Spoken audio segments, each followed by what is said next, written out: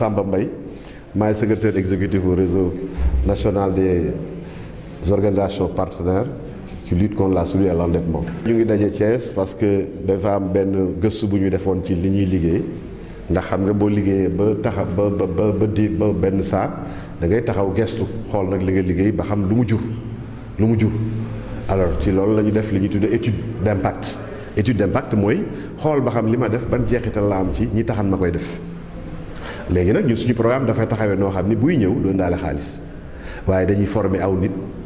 dugal leen ci organisation yi ñu def ay waxtaan ci dëkk yi ci penc yi ci kër yi xool ba xam li ñuy tuddee soudure mooy njëg ak bor parce que njëg ak bor bi ñu ko xoolee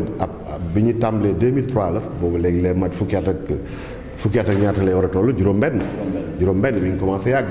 bi ñu ko xoolee dañu xam ni am na surtout ci kaw gi fu sam sàq jeexee rek te sa tool yi nga bay ñoragul fitna judd na te kër gi war nañoo lekk gone yi war nañoo jàng ordonnance da lay bett waxtu wu ne war na noo faju donc yooyu yëpp ay problème la yoo xam ni programme bi dañi nanu xool nag lu ko jur bu nu gëstoo lu ko jur xañ na foofu la ñuy wuti ay pexe yu koy dindi parce que boo gisee li sabab mbir mi ren booba ngay dagg pour mën a loolu mooy nekk sa pexe moom ngay def yitte dagg ko moom ngay def yitte mais gis nañ ci ay phénomènes yu xaw a doy waar waxuma ko woon ci tubaab waaye yooyu moo doon gës li jur soudure endettement gën fee bari benn boo xam ne bii ñun ñu ngi koy dëkk fu ne ci taax yeeg ci kaw yeeg ci yem mooy li ñuy tuddee ay cérémonie familiale ngénte yeeg dëj yeeg ceeti yeeg et cetera day lekk xaalis bu bari bu ñu am beneen bi mooy ñun suñu bari lee rek commencé yàq fu nuy bari la rek léegi ñu commencé togg bay bitti duñu ko yaxanal kooku tam beneen la boo xam ne bii mbir la mu am beneen bi nga xam ne moo nu gën a sonal nag mooy ñëpp ci ñun ay baykat lañu waaye baykat bu demee ba li muy ñoral ci toolam doyatu ko jafe-jafe am na te li tax loolu wàññeeku mooy que tool yi dañoo gën a néew doole loolu nag moomuñu ko parce que phénomène climatique la waaye delloo suuf si dooleem loolu moom mën nañ ko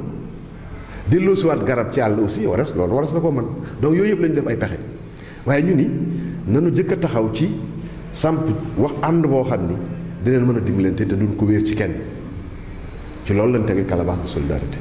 mu nekk legetu dimbalante noonu la ko gaa yi tudde leget gi nag dafa am ñeenti ponk yu ko téye benn bu jiitu bi mooy lépp volontaire laa ci doon man maay dugal sama bopp kenn du ma maa dugal sama bopp boobu mooy bu njëkk bi waaye lépp lu may def aussi dafay ànd ak sutura leget gi dañ koy teg rek ci penc mi muur ko morso bu weex ku nekk ñëw dugal sa loxo ku nekk loo fi bàyyi xamuñu ko bu nu paree daal dina wàññi leen am loolee nu am dina jariñ ñi ko soxla mu war leen a dimbali ci dund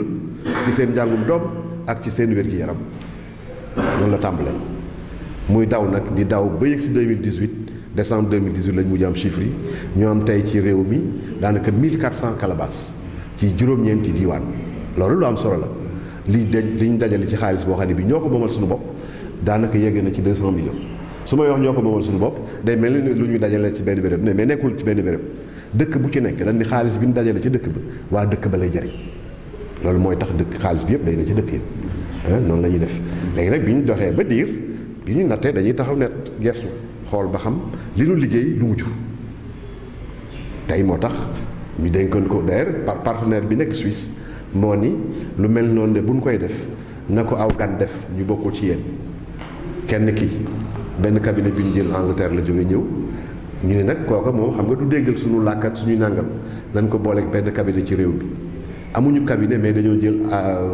ESA moo nekkoon ENEA bu njëkk ñi fa nekk di gëstu ci loolu lañ leen booleen ñu def liggéey bi ñu ko defee ba pare am na résultat yu feeñ te résultat yooyu mooy impact yi moom lañ tudd impact ci wolof xañ na mën a nekk jeexital yi ci man mi bokk jeexital yi ci man mi bokk ak sama waa kër jeexital yi ci man mi bokk ak sama dëkk ak gox bi ma nekk parce que léegi yamatul rek ci calebasse waaye ñu ngi ci niveau de réseau de calebasse di nga gis benn dëkk bu amoon juróomi calebasse léegi danaan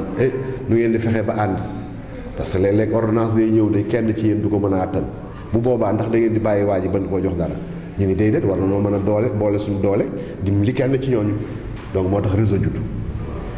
fii nii très prochainement daan leen invité pour teg le réseau national des calebasses de solidarité incha allah ci biir novembre bi daañu ko def. loolu moom loolu lu am solo la parce que loolu moo delloo si. xam nga noonu fële ci Kajoor bu njëkk dañ naan nit daal bu génnee ci dëkk ñu ne ko lu la tax a tuxu mu ni damaa amul lu ma lekk waa dëkk bépp la gàccee lan léegi safatul kenn. léegi booy dem ak boo xiifee ak boo maree bu sàggantul li lay fajal sa soxla beneen dëkk lay doon bul sa dëkku bopp loolu la nag ni il faut que nit ni ko ndax loolu jikko dong la ak comportement ñu ni kon nan toogaa nan jekkalaat suñuy toogaay suñuy nekkin fu ñuy jaare ñu ni li fi amoon ci wàllu mbaax ay valeur ak ay normes yoo xam ni moo daan ŋànk suñu société dafa dem bay tumuranke te li ko indi kat mooy néew doole boo néewee doole dañ naan si kii lakkandoona donc ku ne day tëb daw te du noonu bu ñu néewee doole il faut que ñu ànd ndax mbooloo mooy doole loolu la ñu gis ci mbir mi moo tax ñu gën cee wax ci njëlbéen gi c'était pas évident booy wax calebasse dana déedéet nañu wuti microfinance nañu wuti nangam waaye lii day sa alali bopp yéen a ko moom bu leen delloo seen bopp di leen delloo seen gëdd léegi nag lépp lu fii gis nga bu njëkk da nga daan ñëw ci nekk ci dëkk yow am sa tool am sa jur goo mën a bayee am sa jumtuwaayu mbay mais doo am ay gone yu la wamatal man ma am gone yu ma wamatal daanaka dañuy lëkkaloo ngay liggéey may liggéey te kenn du sonn loolu dafa tumuranke léegi bu njëkk di nga dem ba sa tool sonal la nga santaane ci dëkk bi gone yi góor yëpp ñëw bàyyil la sa tool ba mu set dellu dara doo leen jox dara lu dul añ wala ab reer yëpp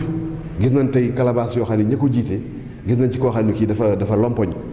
c'est-à-dire que bu mu juddoo tey mosut a mën a taxaw ak ñaari tànkam benn tànk lay taxaw ak ndikki yëpp donc la muy mën a liggéey ci wàllu lu ko doole may day jafe mais tey bi ñu sampee calebasse bi gis nañ ci jikkoom ni loo ko dénk mu ñoŋ moom la gaa yi dénk alal ci calebasse bi tey jii dafa dem ba soo ko gisaale ak ni muy soloog ni muy taxaweeg ni muy wax ak nit ñi yàlla daf ko joxaat gëdd goo xam ne gi xaj na moom la denceet ci moom pour dimbali askanam donc fu nekk la mën jaar rek quoi. waaw donc une étude a été menée parce que les calebasses sont mis en place au Sénégal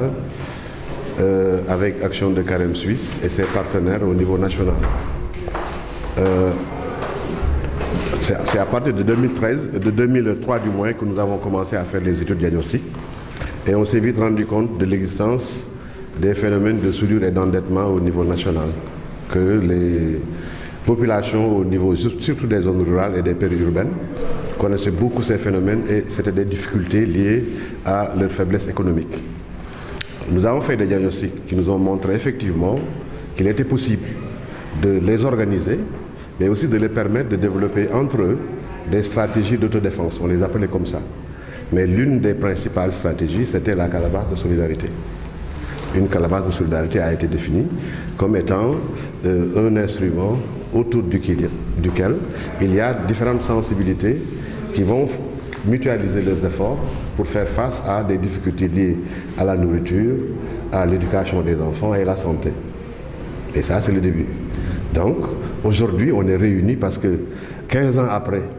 la mise en place des premières calebasses, il y a eu beaucoup de calebasses qui ont été mises en place, beaucoup d'argent qui ont été accumulés et également beaucoup d'actions et de solidarité qui ont été effectuées. Maintenant, c'était pour nous une occasion, avec notre partenaire, d'évaluer l'impact socio-économique de ces calebasses au niveau des familles, des membres et surtout au niveau psychologique.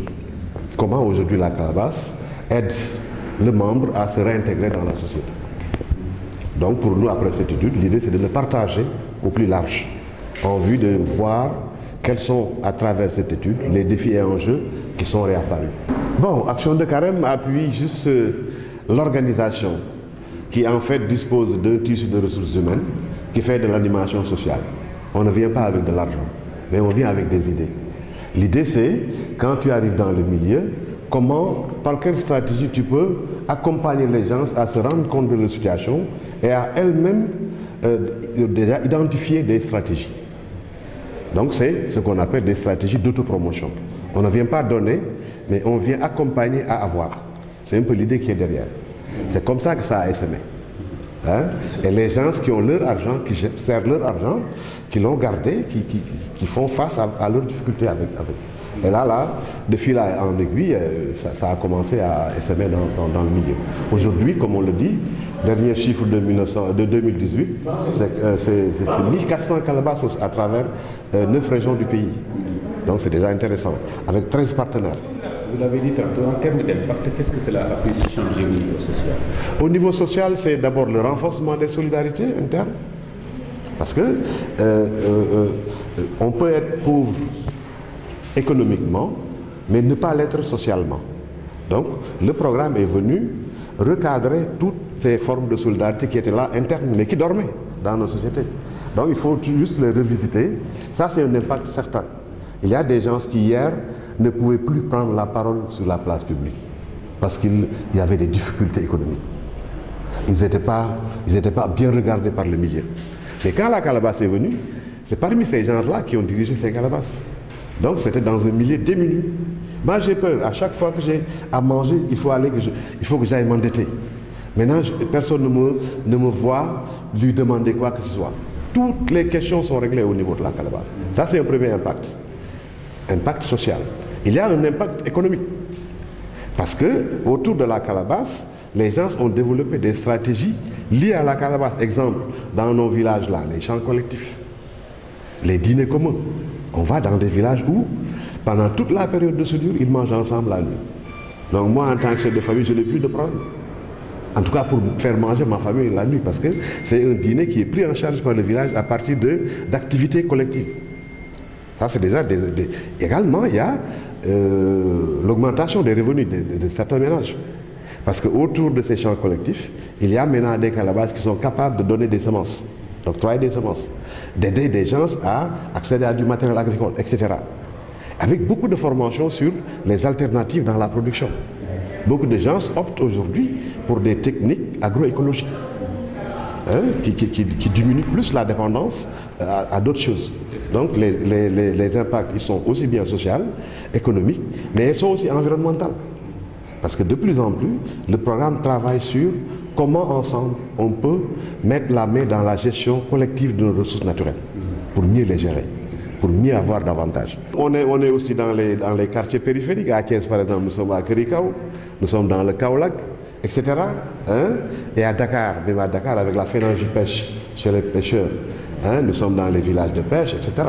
Donc c'est aussi bien en milieu rural qu'on est plus présent, mais de plus en plus on va dans les zones périurbaines. Nous sommes en de très bonnes relations. Aujourd'hui, cet atelier, on l'a fait en marge d'un salon tournant qu'organise le ministère de la microfinance et de l'économie sociale et solidaire, qui se fait aujourd'hui à Diamniadio.